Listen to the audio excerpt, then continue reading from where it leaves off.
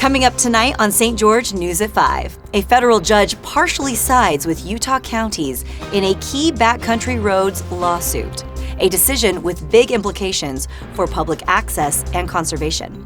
Plus, a St. George woman battling chronic illness is spreading hope with handmade pocket hugs and unwavering faith. And later, we'll bring you a look at your 2-day forecast. All that and more straight ahead. You're watching St. George News at 5, brought to you by our studio sponsor, We Win Injury Law. Good afternoon, I'm Monica McLaughlin. A federal judge has sided with Utah in part of its long-running Backcountry Roads lawsuit, ruling that Garfield and Kane counties hold the rights to key roads under the old RS 2477 law. Maury Kessler joins us now with what this means for safety updates and conservation concerns. A federal judge recently ruled in favor of Utah in a long-running lawsuit over backcountry road access.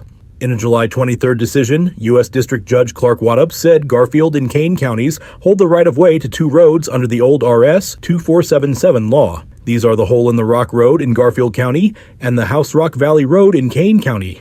State officials say the ruling supports local control and public safety by allowing road maintenance even across federally managed lands. Kane County officials welcomed the ruling, saying it clears the way for long-delayed safety upgrades near the Wave, a popular hiking destination. Conservation groups, including the Southern Utah Wilderness Alliance, oppose the decision and likely plan to appeal. They argue many RS 2477 claims are not legitimate roads and pose a threat to the environment if handed over to state control. To learn more, read the story. The Texas Roadhouse in St. George shut its doors temporarily Saturday after an early morning break-in left windows shattered and the restaurant damaged. Police later arrested a 23-year-old man with alleged ties to an employee. Stockton Myers has more on the incident. Lunch plans were interrupted at the Texas Roadhouse in St. George Saturday morning due to a break-in which reportedly occurred in the early morning hours of the same day. Dan Burke, the managing partner for the St. George location, said the crime was an act of vandalism and nothing was stolen from the restaurant. Texas Roadhouse staff were seen sweeping broken bits of glass from the front entrance, which had both of its windows shattered. Burke told St. George News that they are hoping to reopen in the mid-afternoon. St. George News attempted to contact Lieutenant Colby DeCamp from the St. George Police Department for more details, but DeCamp says there isn't much to say at the moment due to the case being under active investigation. Now we'll take a look at your daily weather forecast, brought to you by Casablanca Resort and Casino. It's a hot one across the region. Right now in St. George, it's 103 degrees with a low of 73 tonight. Tomorrow brings more heat with a high of 105 and a low of 74. Over in Mesquite, it's currently 106 degrees, dropping to 76 overnight, and climbing right back up to 109 for the high Tuesday with a low of 79. Cedar City is a bit cooler at 88 degrees now, heading down to 61 tonight, with a high of 92 and a low of 64 expected tomorrow. In just over 2 years, St. George-based Interior by Design has grown into a $1 million firm by championing individuality and blending personality with professional design in both homes and businesses. Jesse Bang sat down with the company's president to learn how passion, vision, and a homey feel are shaping the future of Southern Utah's design scene. Azealia Dixon is the president of Interiors by Design, a business she launched 2.5 years ago.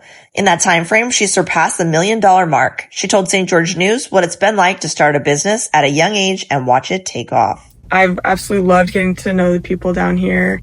I love to run in the morning, so I'll go outside and run on the trails. And as I'm waving or passing people, I'm astounded at how many times people will stop and want to talk to you.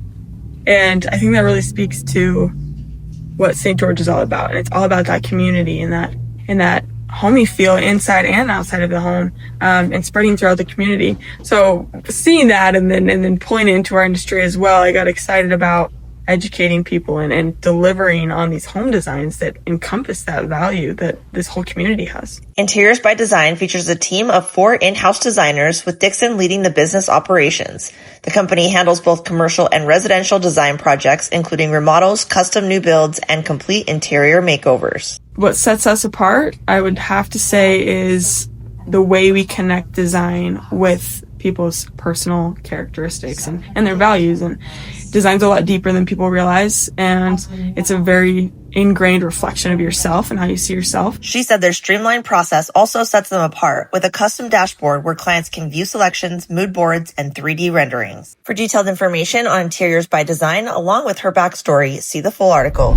Despite living with chronic illness and a near constant pain, 69-year-old Linda Erickson of St. George has found healing and purpose through handmade pocket hugs, colored hair, and a deep faith that helped her overcome years of mental and physical struggle.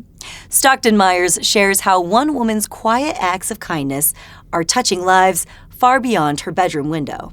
Under the sunny skies of St. George, a 69-year-old woman with multiple health issues is spreading as much positivity as she can through small gifts known as pocket hugs.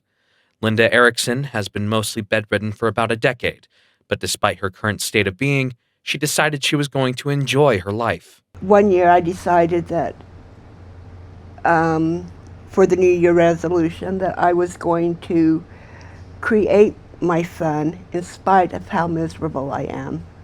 And it started out with I dyed my hair hot pink. And so during that year, I dyed my hair different colors and just tried to find joy with whatever I was doing in bed. At the beginning of 2025, Erickson felt inspired to create her pocket hugs, which contain a wooden button with a message meant to bring light to the reader's day. And then so the new year comes along, and that was so awesome. And then I needed to come up with something for this year to do, and that's where the pocket hugs came in. And I started to find the supplies on Temu and Amazon, and I just started to pass them out, and it's just been a blessing for others as well as for me. And Erickson says her change in mental attitude and her faith as a member of the Church of Jesus Christ of Latter-day Saints is what helps her get through each day. If without him, I wouldn't be here today. I mean, I would have given up, and there were years that I did try to commit suicide. Monthly, yearly, weekly, because it was just too much. But through him, I'm able to endure, and he's the only one that I feel that can help me, especially when you're here alone at night and it's dark and you can't get out. I feel his presence, and very grateful for that. Thank you for watching St. George News at 5. To learn more about our studio sponsor, We Win Injury Law, go to wewininjurylaw.com. I'm Monica McLaughlin with St. George News, your #1 source for local news. Thanks for watching. Don't forget to hit the subscribe button for more local news updates. And if you liked this newscast, you might enjoy one of these stories right here.